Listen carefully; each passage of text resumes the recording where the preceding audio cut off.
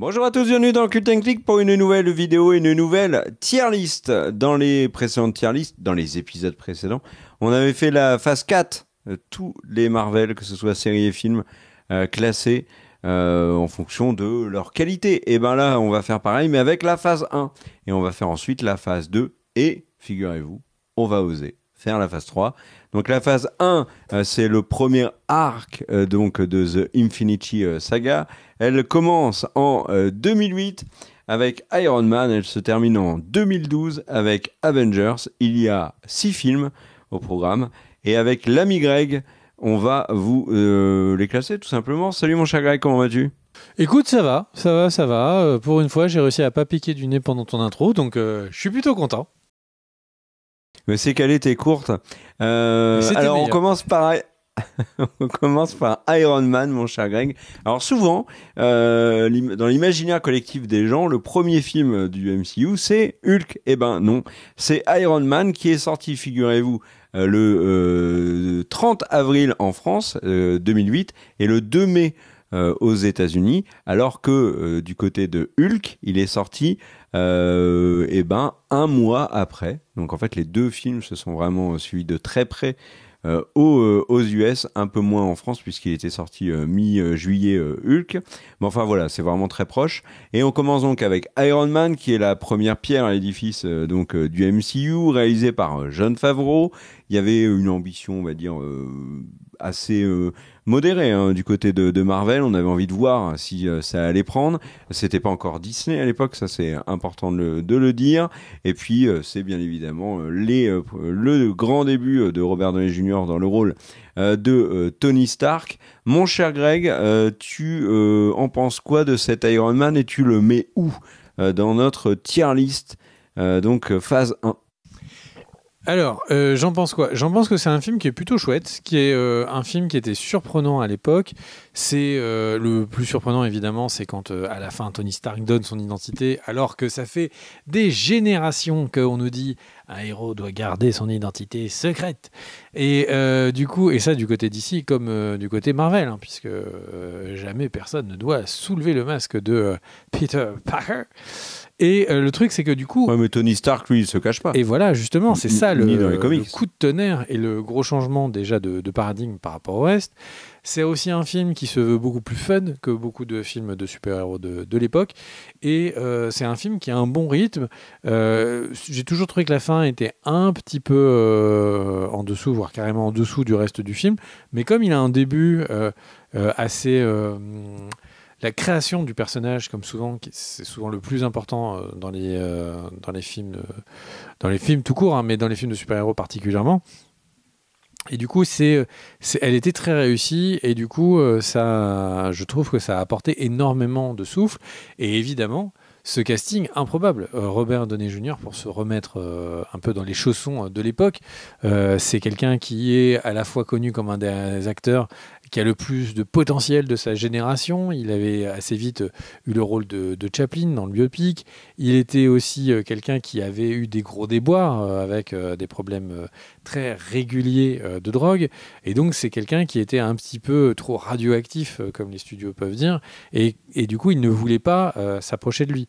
Et le fait qu'un studio comme Marvel, qui décide de le mettre en personnage principal, avec ce fait que justement,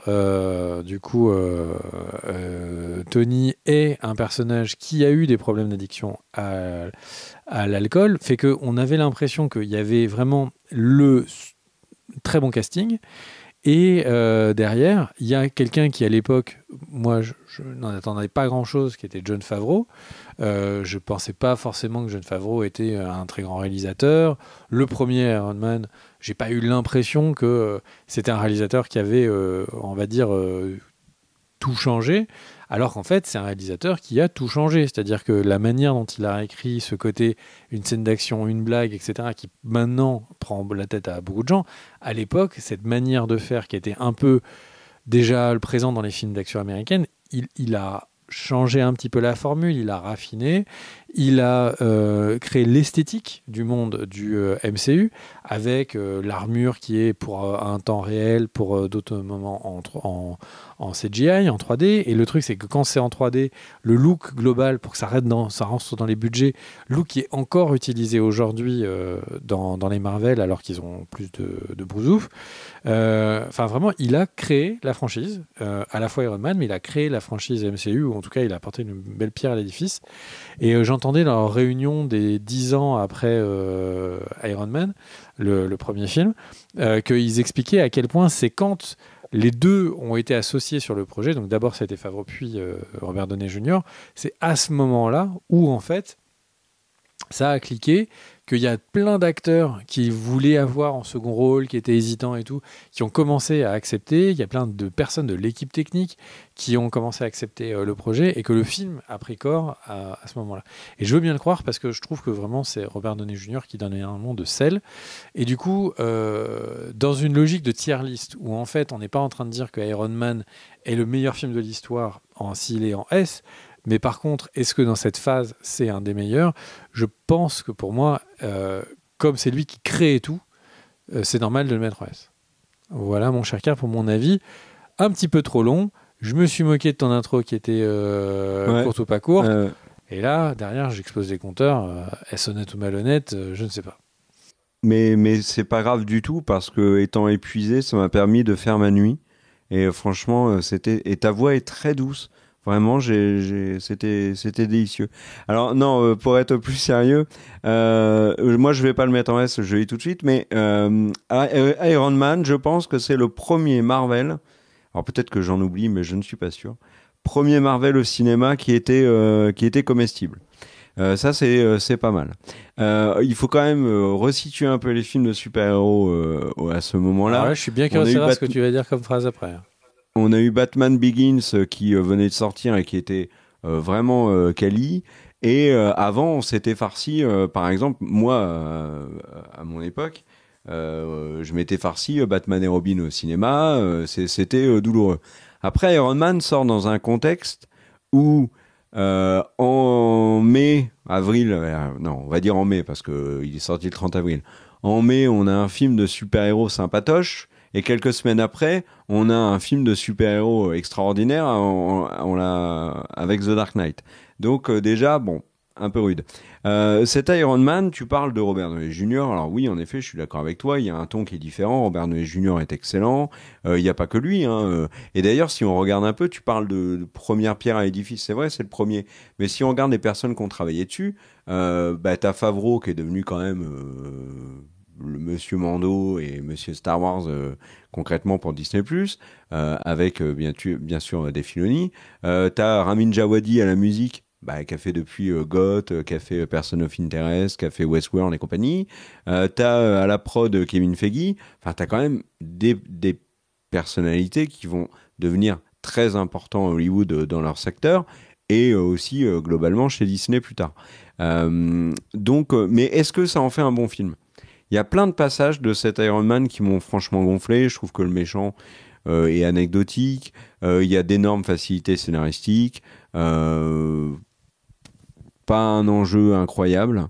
C'est un film si objectivement je le compare à tous les autres, et sans vraiment m'attarder trop longtemps sur c'est le premier, c'est un film sympatoche, sans plus, qui est porté par un Robert Downey Jr. qui par contre est excellent.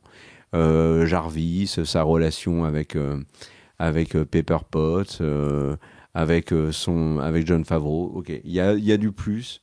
Il y a aussi globalement des choses qui vont pas, qui vont être améliorées par la suite. Après, il faut prendre en compte aussi que c'est un essai pour Marvel à ce moment-là. Ils n'avaient aucune certitude que ça allait marcher. Ils enchaînaient les échecs. C'est fait avec Paramount. C'est un essai. Donc il n'y a pas le budget conséquent que peut avoir un Avengers ou un Avengers Endgame. Donc ils ont plutôt bien bossé avec ce qu'ils avaient. Je pense que scénaristiquement ils auraient pu faire mieux. Donc moi, Iron Man 1, là comme ça, je te dirais que je le mets en B. En B. Voilà. Donc en A. Au final, à la pondération, mettons-le en A, oui. Très bien. On enchaîne avec Hulk. Veux-tu commencer ? Alors, ce Hulk, mon cher Greg, déjà, il fait suite à l'échec qui avait été celui de Ang Lee avec Eric Bana. Cette fois, c'est un reboot complet. Toujours chez Universal, qui a les droits de Hulk à ce moment-là, qui les a toujours d'ailleurs, et que ça pose certains problèmes à Disney, même s'il y a des accords qui permettent donc à Disney d'exploiter le personnage. Hulk, cette fois, est réalisé par Louis Leterrier, donc réalisateur français qui avait fait Le Transporteur, qui récemment a fait Fast and Furious 10, mais comme je veux aussi citer des choses positives qu'il a fait, je tiens à souligner qu'il a travaillé sur l'excellente série Netflix Dark Crystal, qui était un vrai bijou et que je vous conseille. Ça est très, moi j'ai totalement adoré. Ce film-là, donc on a Edward Norton en Banner. C'est sa seule sortie. C'est un film qui, pour cette raison et puis pour peut-être la qualité du film, est souvent considéré comme le moins important du MCU et peut-être le plus mauvais. Moi, je vais pondérer un peu ça. Je trouve qu'il y a des choses positives dans le film. Edward Norton n'a jamais été un mauvais acteur. C'est American History X, c'est Fight Club. Je vais le dire pour te faire plaisir parce que tu aimes énormément ce film, c'est la 25e heure. Edward Norton, c'est tout sauf un clown. On a Liv Tyler qui sort du Seigneur des Anneaux et d'Armageddon. On a William Hurt qui joue Thaddeus Ross, qui malheureusement n'a jamais eu le rôle qu'il aurait mérité dans le MCU et qu'il allait avoir. Malheureusement, il est décédé récemment. Et puis Tim Roth qui joue l'Abomination, souvent décrié, mais moi je le trouve bon, Tim Roth dans ce film. Mais Tim Roth c'est toujours bon en fait, acteur de Tarantino. Donc c'est pas c'est pas un mauvais film, cet incroyable Hulk. C'est pas un grand film non plus. Je pense qu'il est dans la moyenne de ce que fait le MCU dans ses débuts. Mais je pense que le MCU depuis a fait vraiment moins bien que celui-là. Donc un peu comme est-ce que je vais le mettre en B? Je trouve que l'antagoniste est plus réussi que dans Iron Man. Pour moi, clairement, je trouve que l'Abomination est plus réussie. J'ai bien aimé la scène post-générique qui est l'introduction à l'univers cinématographique de Marvel, à la connexion entre les films, l'idée que peut-être on va avoir plein de personnages qui vont des comics qui vont apparaître, ce qui va être le cas. Donc j'hésite entre B. Moi je vais quand même le mettre en B ou en C. J'hésite parce qu'il est pas fou non plus. Non, je vais le mettre en C parce que j'ai... Ah non, je vais le mettre en B. Allez, je maintiens B. Alors, toi, mon cher Greg, vas-tu moins hésiter que moi? Effectivement, je vais moins hésiter que toi et je vais être moins long que toi sur l'incroyable Hulk. Je trouve que c'est un gros échec. Le film et les effets spéciaux sont extrêmement moches. J'ai trouvé que le film qui est de 2003 de Ang Lee est plus réussi à quasiment tous les niveaux.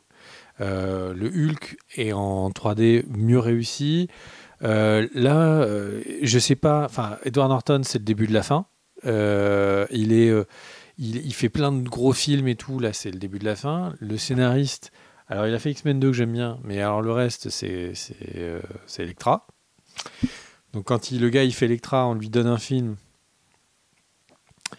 On sait que ça va être difficile, hein. Enfin, je pense. Hein. Et il a fait aussi X-Men l'affrontement final, hein, donc on est sur du très très lourd. Et je trouve que le film est loupé de bout en bout. Il y a pas de scène que je trouve réussie dans ce film. Je trouve qu'Abomination est abominable. Je trouve que on est dans le cliché. En fait, là où Iron Man arrive et change un petit peu les codes, là on est dans le cliché du film Z américain. Je ne sais pas ce que ce film apporte par rapport à 2003. Edward Norton est moins intéressant qu'Eric Bana 5 ans avant. Enfin, franchement, la dernière fois, je me suis dit, je veux revoir un film de Hulk. J'ai eu envie de revoir celui-là, et je me suis dit, mais en fait, c'était naze.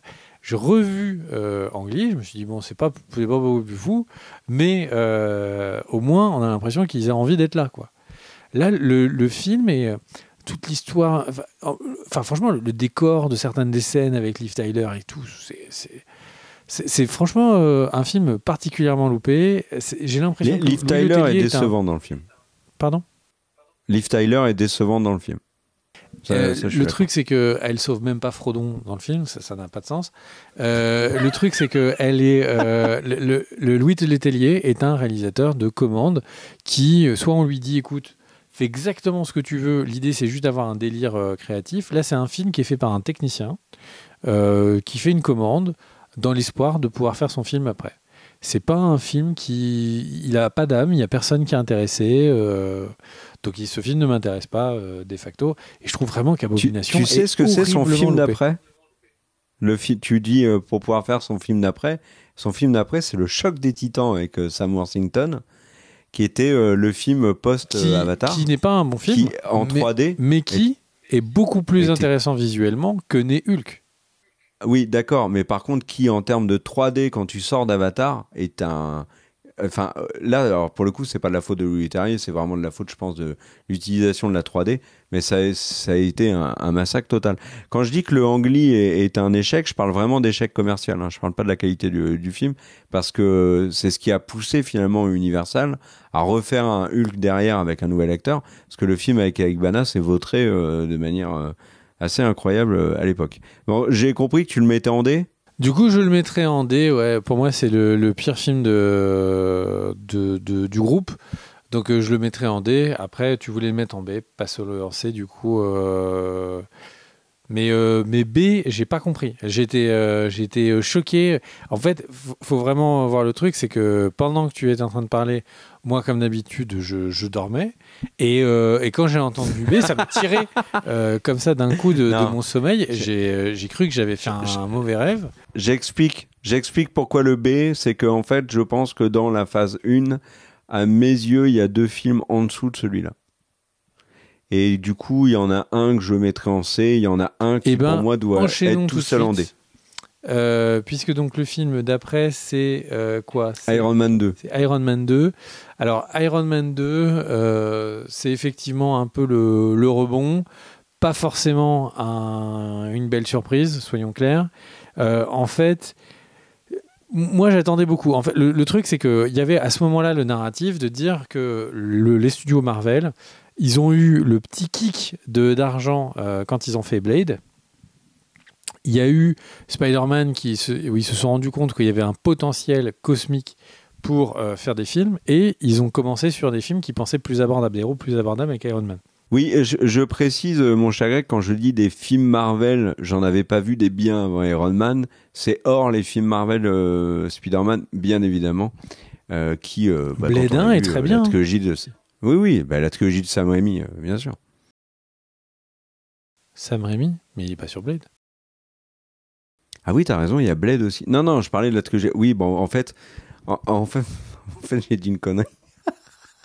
Non, en fait, il y a eu Blade, mais moi, tu vois, à l'époque, les Marvel, c'était Daredevil, Elektra, et au final, c'était très en dessous de ce que proposait DC en termes de quantité, j'ai envie de dire. Hors Spider-Man. Spider-Man était vraiment au-dessus du lot. Mais tu vois, on avait les 4 Fantastiques qui étaient complètement loupés, quoi. Par exemple. Ouais, alors là, pour le coup, tu peux dire les 4 Fantastiques, parce qu'il n'y en a jamais eu un qui a été particulièrement réussi. Même si celui avec Chris Evans, c'est peut-être le moins pire. Du coup, on enquille donc sur Iron Man 2. Et donc, Iron Man 2, moi, je me suis dit vraiment... en plus, ils font venir Mickey Rourke, qui revient sur la scène avec The Wrestler. On se dit... Ils vont tenter un truc, quoi. Ils vont arriver sur quelque chose. En plus, il y a le teaser qui arrive avec le Tony Stark qui est sur la musique de AC/DC en train de se jeter depuis l'avion. Enfin, une scène qui a l'air d'envoyer du lourd. Très concrètement, le film, on se dit peut-être ça peut s'en sentir bon. Et puis, qui est le supporting cast ? On a Sam Worthington. Alors là, franchement... C'est un de mes... Non, Sam Rockwell. Sam Rockwell, pardon. Sam Rockwell, qui est un de mes acteurs souvent secondaires préférés. Il y a Mickey Rourke qui écoute tout. On se dit, ça peut envoyer du lourd. Et en fait, on a un film tiède qui a, à part quelques scènes, rien de bien folichon. La scène de course de voiture où Mickey Rourke est avec les lassos au plasma pourrait être incroyable et je trouve qu'elle est juste OK. C'est un film qui coche les cases. On commence à voir les problèmes du MCU tout de suite, en fait. Il coche les cases de dire il y a l'arrivée de Scarlett Johansson, on a l'arrivée de plein de petits éléments de l'univers du MCU qui apparaissent, mais est-ce que le film en lui-même, il est bien? Est-ce que, OK, il nous amène War Machine? Est-ce qu'on a la Veuve Noire? Enfin, la tentacule se met en place, mais est-ce que c'est bien? Et en fait, je trouve pas. Le film, j'ai vraiment l'impression, et c'est vraiment ce qu'on peut penser avec beaucoup de choses du MCU, ils disent c'est la scène introduction Nick Fury, scène introduction la Veuve Noire. Et comment on fait le lien? Il n'est pas là. Donc heureusement, Robert Downey Jr. est toujours un acteur très charismatique qui du coup sauve ses scènes, mais s'il n'était pas là, ou s'il était un petit peu moins dedans, le film serait incroyablement décevant. Et pourtant, il y a des idées au scénario. Je trouve que le passé du personnage de Mickey Rourke sur le fait que, en gros, le père de Stark aurait pu lui voler les designs, c'est presque pas assez travaillé, c'est presque pas assez poussé. Au final, le film, on a l'impression qu'il attend tout le film, qu'il y ait le combat entre les deux, et qui n'est pas non plus le combat le plus dingue de la Terre. Donc, c'est vraiment un film qui, je pense, est assez légitimement C. Film décevant, parce que, encore une fois, pour moi, Hulk est vraiment la catastrophe qui devrait être en D. Mais voilà, un film peu intéressant. C'est déjà mon cher Car. Mais je te rejoins, c'est un C pour moi. C'est un film que j'ai envie de sanctionner plus que Hulk. Alors que paradoxalement, je pense que Iron Man 2 est peut-être meilleur que Hulk. Je veux le sanctionner, pourquoi? Parce que c'était la suite des promesses finalement du premier, qui était sympathique. On a quand même là plein de choses, tu l'as dit, avec le teaser, avec les annonces, etc. On a quand même Scarlett Johansson qui sortait de Lost in Translation, qui était une actrice très déjà populaire et qui faisait des bons films avec les Woody Allen, etc. On a Mickey Rourke qui venait de faire The Wrestler, tu l'as dit, où moi je l'ai trouvé extraordinaire dans ce film de Darren Aronofsky, et là j'avais hyper hâte de le revoir parce que je me suis dit ok, Mickey Rourke est relancé. Alors, je m'en moquais qu'il soit relancé, mais en tout cas s'il était aussi bon que dans The Wrestler, enfin pas aussi bon, mais s'approcher du niveau de ce qu'il avait fait dans The Wrestler, c'était top. Tu as parlé de Sam Rockwell. Moi, j'adore aussi Sam Rockwell, donc j'étais ravi de le voir dans le film. Après, il y a des trucs, tu vois, qui m'ont un peu gonflé. Don Cheadle qui remplace Terrence Howard. Mine de rien, Terrence Howard, on le zappe complètement. Mais moi, je trouvais qu'il faisait un meilleur Roddy que Don Cheadle. Quand on voit Secret Invasion, où je trouve que Don Cheadle est pas bon, et ça n'a rien contre Don Cheadle, parce que dans Hotel Rwanda, par exemple, il est extraordinaire. Donc c'est un très bon acteur. Mais je trouve qu'en Roddy, il a jamais été fantastique. Enfin, quoique. Il y a eu quelques moments, mais globalement, il est plutôt décevant. Je trouve que Scarlett Johansson est incroyablement sexualisée dans le film. Et c'est dommage parce que c'est vraiment une bonne actrice. Elle l'a déjà montré avant de faire Iron Man 2. Il lui laisse pas de place en fait. Le rôle féminin, c'est toujours Gwyneth Paltrow. C'est assez cocasse de voir que Kate Mara a un tout petit rôle dans le film, alors qu'elle deviendra la Zoe Barnes de House of Cards et qu'elle sera ensuite chez Marvel dans Les 4 Fantastiques, le film loupé. Ouais, il y avait vraiment des promesses. J'avais hâte de voir l'affrontement entre Mickey Rourke et Robert Downey Jr. Et au final, on a un film où c'est plutôt Sam Rockwell le méchant, mais qui agit jamais. Ouais, j'étais déçu. Et puis là, après coup, tu vois, quand je l'ai revu récemment et que j'ai vu que c'était Justin Theroux qui avait fait le scénar, Justin Theroux qui est le héros de The Leftovers, ça a remis un coup de déception parce que c'est un acteur que je trouve extraordinaire. absolument dingue dans The Leftovers, qui fait aussi des scénars. Et là, j'ai trouvé que son scénario était pas à la hauteur de ce que j'en espérais, donc je le mets en C. Voilà, mon cher Greg. Et j'enchaîne, si tu le permets, avec Thor. Thor, donc, qui est le 4e film du MCU, sorti en 2011. Alors, on n'a pas dit, mais Iron Man 2 était sorti en 2010. Réalisé par Kenneth Branagh. Avec au casting Chris Hemsworth, Natalie Portman notamment. Mais aussi Tom Hiddleston, Anthony Hopkins, Stellan Skarsgård. On a Kate Dennings, Ray Stevenson, paix à son âme, Idris Elba, et Jeremy Renner pour sa première sortie en Hawkeye. C'est un film, mon cher Greg, que j'ai trouvé très sympa. Très sympa, pourquoi ? Parce que je trouve que l'humour fonctionne très bien dans le groupe de Jane Foster, donc avec les 2 scientifiques et plus Jane et l'arrivée de Thor. Donc c'est un film qui est un peu paradoxal, je trouve, parce que j'ai trouvé le Thor sur Terre vraiment chouette, et le Thor sur Asgard plutôt loupé, alors que le Thor 2, qui est détesté par tout le monde, j'ai trouvé que Asgard était plus réussi que dans le 1. Donc moi je trouve que ce Thor 1 est un film sympathique. On a juste le Destroyer en méchant. C'est l'introduction du personnage. Ça nous explique bien Mjolnir, ça nous explique bien le Bifrost. Idris Elba est incroyablement sous-exploité, comme il le sera toujours dans le MCU, quand on pense qu'ils ont Idris Elba en Heimdall et qu'ils en font rien. Mais bon. Donc voilà, film sympathique que j'avais envie de mettre en B, moi. Voire limite A. Ouais, non, B. Attends, j'ai quoi ? J'ai mis Hulk en... Ouais, non. Oh. Ouais, je suis un peu perdu là sur mon... Bon, écoute, je vais le mettre en A. Mais comme toi, tu vas pas le mettre en A, ça va descendre. À toi, mon cher Greg. Bah écoute, moi c'est un film que j'avais bien aimé. En fait, le truc, enfin, j'étais un petit peu déçu parce que je me suis dit c'est Odin, ça va envoyer énormément du lourd. Quand je dis Odin, on va voir Asgard. Et puis au final, c'est un film que j'ai revu plusieurs fois. Et je trouve que d'avoir pris Kenneth Branagh, d'avoir voulu en faire une espèce de Shakespeare. Attention, les dialogues, c'est pas du Shakespeare.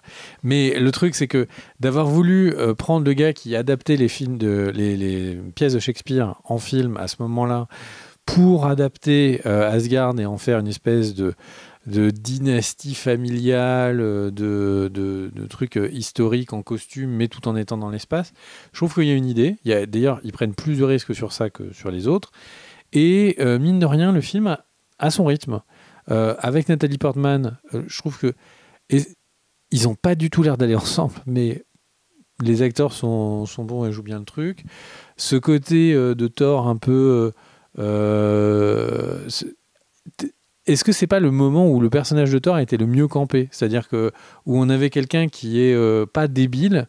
C'est un peu les premières saisons de Friends avec Joey, où il est un petit peu trop innocent, et versus les dernières saisons de Friends où il est complètement débile et c'est la caricature de lui-même. Et j'ai un peu l'impression qu'on a ça comme problématique là. Et mais une fois qu'on dit ça, le film a énormément de défauts, mais je ne peux pas ne pas avoir un peu de tendresse pour lui. Donc je le mettrai en B. Voilà. Et la réalisation, elle est propre.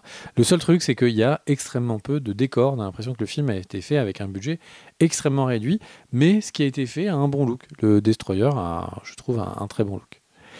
Est-ce que, du coup, on se le mettrait pas en B ? Bah écoute, si, parce que oui, on a pondéré, on a déjà Iron Man en A. On peut mettre Thor en B, il n'y a pas de souci. Très bien. Tu veux enchaîner ? Allez, le suivant, Captain America. Captain America. Est-ce que tu veux ou je le fais ? Ah, vas-y, laisse-moi commencer. Captain America, qui est mon super-héros préféré à l'écran, campé par Chris Evans. Et c'est pas pour Captain America premier du nom, très clairement. C'est un film... Bon, je vais le mettre en D, je vous le dis tout de suite. La première partie est réussie. J'ai bien aimé le travail sur Steve Rogers extrêmement frêle mais très courageux, qui veut absolument devenir soldat pour défendre son pays en période de guerre. Tout ça, Evans est touchant, enfin touchant autant que se peut dans ce genre de film, et ça marche bien. Et puis dès qu'il devient Captain America, dès qu'il devient Mastoc, le film en fait s'écroule complètement. Alors quand ils partent en Allemagne avec un Red Skull, Hugo Weaving complètement loupé, ça marche plus du tout en fait. Il y a quelques moments avec Peggy Carter, donc Ellie Atwell, qui m'a plu, mais est-ce que c'est parce que j'adore Ellie Atwell ou parce que les scènes fonctionnent vraiment? Mais le fait que je sois vraiment fan de Chris Evans en Captain America, ça viendra clairement après, mais pas du tout de ce premier film que j'ai qui m'a vraiment gonflé. Et c'est marrant parce que Wonder Woman est construit de la même manière, avec beaucoup plus de premier du nom, premier Wonder Woman, pas le 1984, avec beaucoup plus de réussite, et notamment quand Wonder Woman part au front, on a des scènes qui sont plus intelligentes, notamment sur le fait de tuer des soldats, etc. La scène d'action dans le No Man's Land que j'ai trouvé très réussi dans Wonder Woman. On n'a pas du tout ça dans Captain America. Et vraiment, je trouve que c'est un film loupé. Vraiment loupé, c'est dommage. Et paradoxalement, quand il va y avoir les Avengers, c'est avec l'origin story peut-être la moins réussie, même si on va dire c'est la plus romanesque, avec la fin, l'avion qui se crache, le fait qu'on le retrouve, etc. Le fait qu'il ait peut-être l'origin story la plus loupée du MCU fait que quand même Captain America, dès le début d'Avengers, s'impose comme le patron. Donc voilà. T'en as pensé quoi, toi, de ce Captain America, mon cher Greg ? Le premier Avengers. Un film particulièrement loupé. Les tanks qui font la taille d'un immeuble, qui envoient des lasers et tout.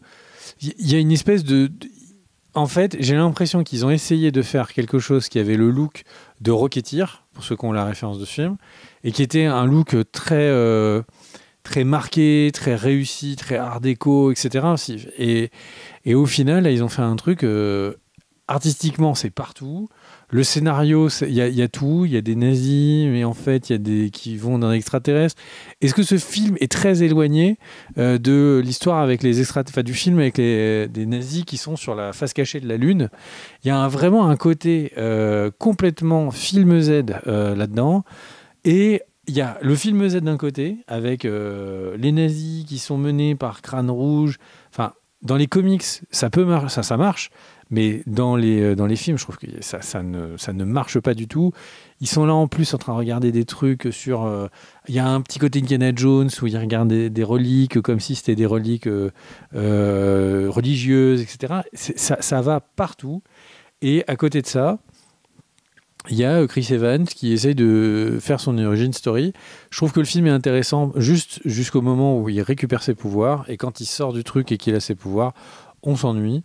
La relation qu'il avait avec le docteur était intéressante. Du coup, elle n'est plus là. La relation avec Bucky, elle disparaît direct dans la foulée. C'est vraiment un film qui est juste loupé. Ça manque de choix, ça manque de vision. Et du coup, le spectateur est loupé. Et vraiment, mais toute cette scène au château des nazis à la fin, qu'est-ce qu'on s'ennuie. Enfin, vraiment, j'ai trouvé qu'on s'ennuie de dingue. Et donc, effectivement, pour moi, c'est COD. Mais j'aurais quand même mis Hulk en dessous. Bah, pondérons, moi je le mets D. Moi. Donc quoi, tu mets COD, mettons le D. Ok. Avengers, je me lance. Avengers, vas-y. Alors, Avengers, que dire d'autre si ce n'est que c'est...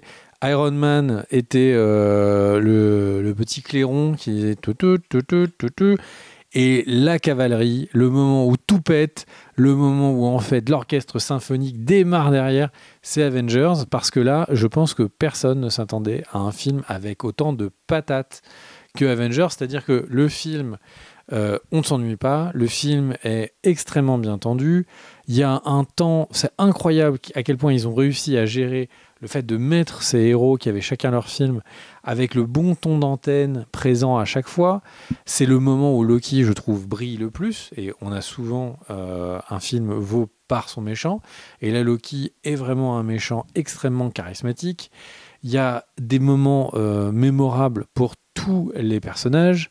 Il y a vraiment une sauce. On sent que voilà, l'échalote tout seul, si on mange de l'échalote comme ça, c'est pas bon. Si on mange uniquement comme ça, on mord une tomate, c'est pas bon. Mais quand on mélange tout ça avec des petites pâtes, avec des petites boulettes, on a d'un seul coup un super repas. Et là, c'est ça. C'est tous ces ingrédients qui sont mis dans des films parfois qui sont pas géniaux. Et Captain America, il crève l'écran dans ce film. Et les dynamiques entre Mark Ruffalo et Robert Downey Jr.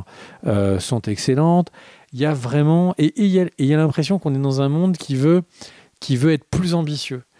Quand on est sur je suis fatigué, le mot du porte-avions, l'héliport, qui se lève, le Hellcarrier, qui se soulève, c'est vraiment un plan qui est stylé. Tout de suite, en plus, ils réfléchissent à comment l'abîmer. C'est vraiment l'impression que effectivement quelqu'un avait joué aux échecs et avait mis une pièce là, une pièce là, une pièce là, et paf, paf, paf, il a avancé, hop, et il a mis comme ça DC en échec. C'est un film qui, je pense, est agréable à regarder, même si on n'a pas vu les autres. C'est un film qui se regarde des années après. La direction artistique est suffisamment cohérente pour que maintenant, alors qu'on est passé en 4K, etc., le film se regarde toujours. C'est un film dont la 3D est très respectable, puisque tu parlais de 3D tout à l'heure. C'est vraiment... Ce n'est pas le plus grand film de l'histoire, ce n'est pas un film qui restera comme un chef-d'œuvre. Je pense que le Dark Knight lui marche dessus, mais c'est vraiment un film qui est extrêmement efficace et qui est extrêmement agréable à regarder. Et après tout, c'est un peu ce qu'on lui demande. Et donc, je le mets en quoi ? Je le mets entre S et A. Ok. Ah bon ? En fait, moi, je l'aurais mis en A, puisque pour moi, Iron Man crée l'univers et du coup, il allait en S. Oui, mais objectivement, est-ce que Iron Man est le meilleur film de la phase 1 ? Avengers est le meilleur film de la phase 1. Ok. Moi, mon avis, c'est que c'est très clairement le seul S à mes yeux de cette phase 1. C'est un peu le film miracle de Joss Whedon. Tu l'as dit, il est extrêmement plaisant. Il est, je trouve, dans son récit très cohérent. Ils amènent bien chaque personnage, les relations entre les deux personnages, entre tous les personnages. On commence par la rivalité entre Thor et Iron Man, Captain America au milieu, le rôle de Nick Fury. Il y a des moments forts, la mort de Coulson. On a bien évidemment la relation entre Hawkeye et Black Widow qui est une des relations les mieux travaillées, je trouve, dans le MCU. Scarlett Johansson est bien meilleure c'est pas une question qu'elle soit meilleure, c'est qu'elle est bien mieux utilisée dans ce film-là que dans Iron Man 2, et donc du coup l'actrice peut davantage s'exprimer, et ça c'est chouette. On a Mark Ruffalo qui remplace admirablement Edward Norton. T'as parlé de Loki, Tom Hiddleston est très bon dedans, et tu as raison de dire que les grands méchants sont importants dans les grands films de super-héros. C'est le cas là. C'est la première fois qu'on a un méchant dans le MCU qui est vraiment à la hauteur. Et on se marre aussi. Le film, c'est le premier avant les Gardiens de la Galaxie. Je pense que les Gardiens de la Galaxie va franchir un cap, mais en termes d'humour, on a vraiment dans Avengers plein de choses qui sont marrantes. Rien que la scène culte de Hulk qui éclate Loki à la fin. Voilà, c'est le film est spectaculaire, on l'oublie pas. Donc pour moi, c'est un S sans hésitation. C'est un des meilleurs films du MCU. Je pense que si un jour on fait la tier list de tout le MCU, même si elle risque de durer 5 heures, il sera assez haut. Et c'est vraiment un très bon film de super-héros. Tu l'as dit, il y a eu mieux. The Dark Knight, le Spider-Verse, en tout cas le premier. Mais pour moi, il y a Infinity War aussi, Watchmen, etc. Mais Avengers est un film qui est vraiment réussi.